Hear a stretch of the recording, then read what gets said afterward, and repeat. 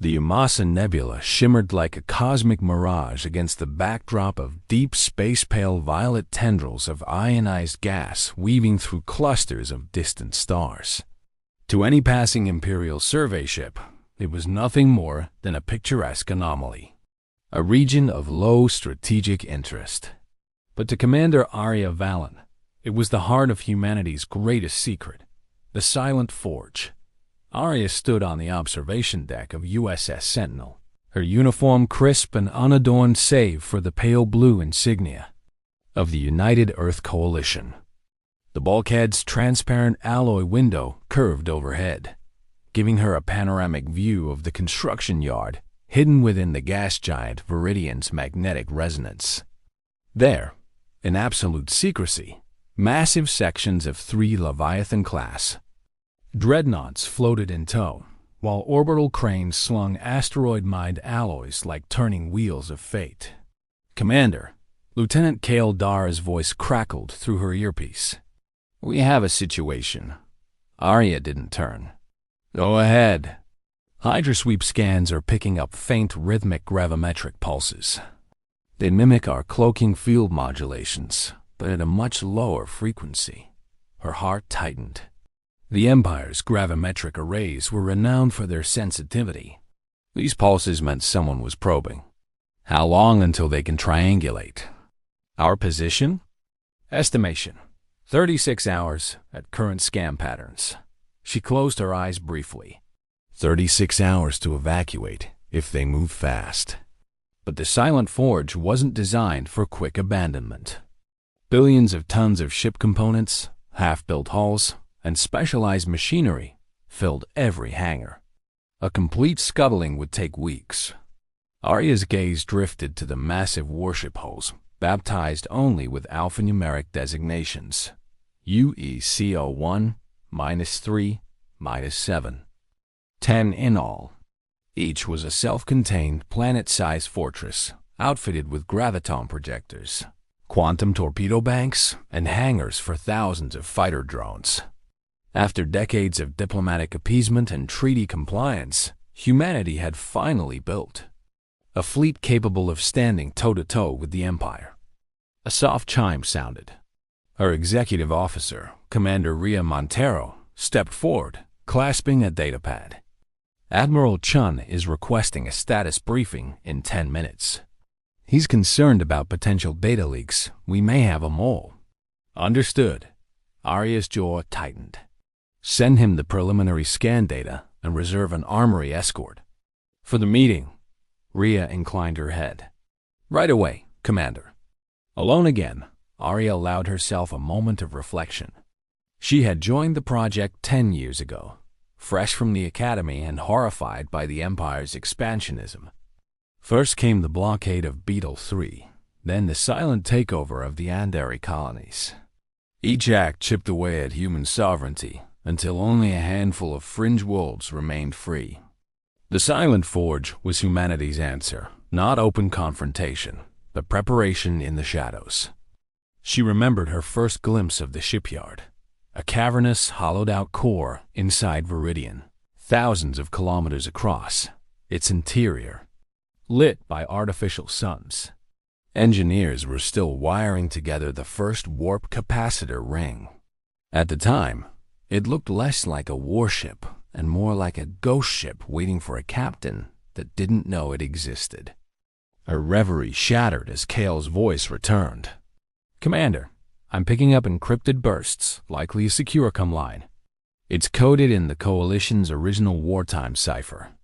Arya's pulse quickened.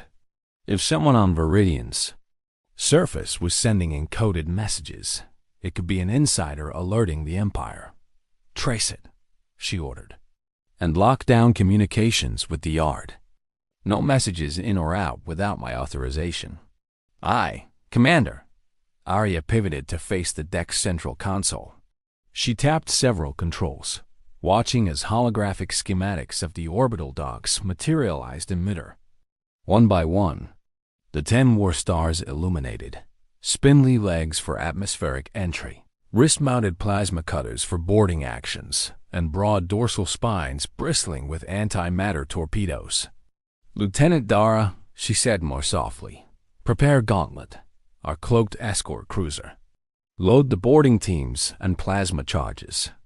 If it comes to it, we sever our link to the yard scuttle every dock, every module, every conveyor run, even if we lose all support." Dara's face, reflected in the glass, was grave. Self-destruct or evacuation? Both. The moment the Empire's fleet jumps into Viridian orbit, we execute Phase Blackforge. Every explosive charge on the docks goes off, and we jump out yard, assets and all. She watched the faint glow of their hidden fleet, suspended like terrarium creatures in the nebulous depths. They'll never know what hit them. Below, deep within the planet's magnetosphere, the construction yard's control center blinked green. Automated systems hummed as robotic assemblers welded plates and routed power conduits. To the workers, rotating crews of colonists and volunteers, the yard was a marvel of engineering, a beacon of hope. They did not know they were building weapons of war so massive they could shatter a world's crust with a single broadside. Rhea rejoined her at the window. All clear on the yard side. No signs of sabotage. Yet, Arya nodded, steeling herself. Continue normal operations. But station on patrol shuttles at every access port.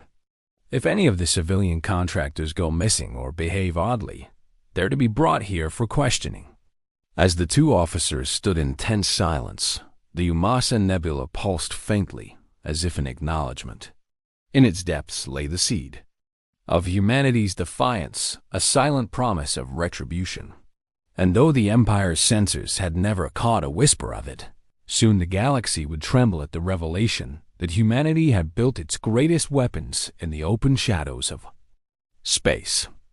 A final transmission crackled over encrypted channels. "Commander Valen, Admiral Chun is assembled. Your presence is requested immediately."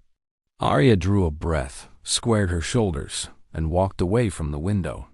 Beyond, the war stars waited silent behemoths poised to awaken at her command. The die was cast. The true war for humanity's freedom had only just begun.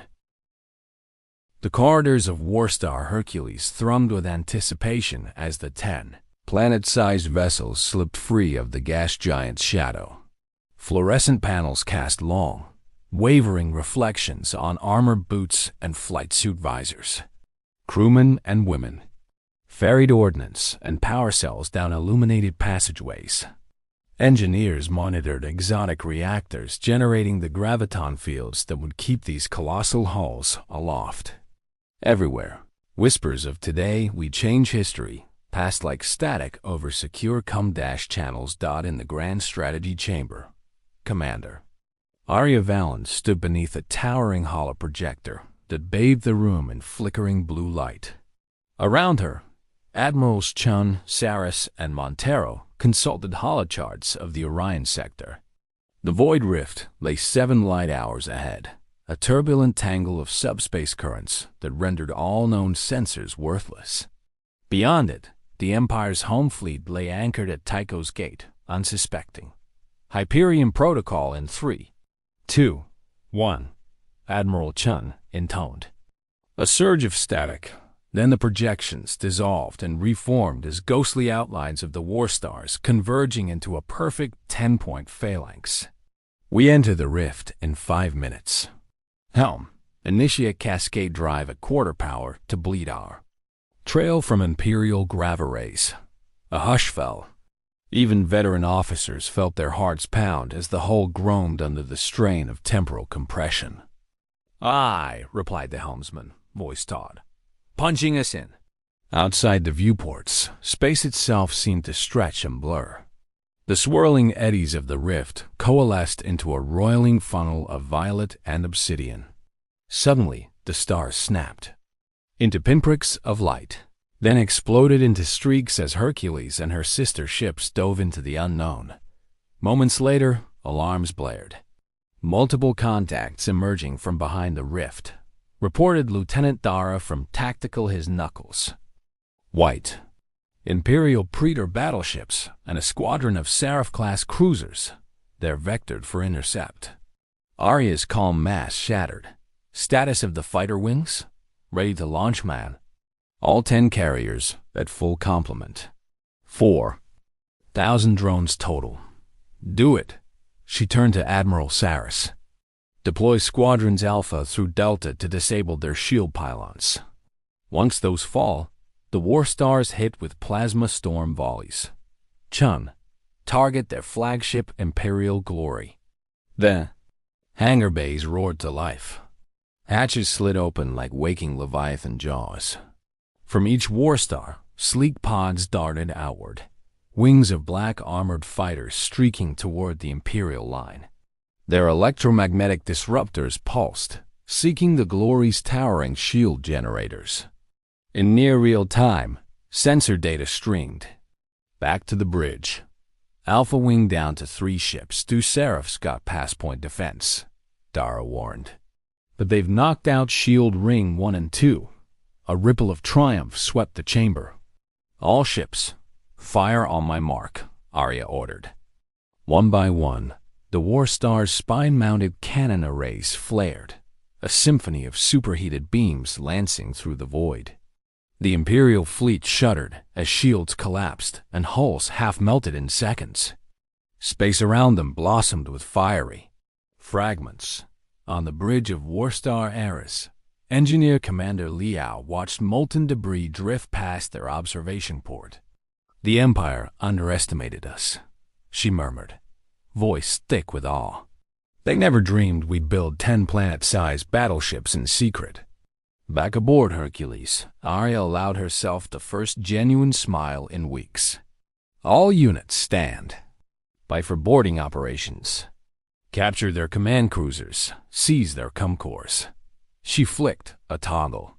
Gauntlet, drop cloaked assault teams on those hailing wrecks. Through wormhole-fast relays, humanity's newly forged armada pressed. Its advantage, systematically dismantling the Imperial formation. As the last Praetor's reactor core erupted in a silent nova, a single encrypted broadcast pulsed across the void.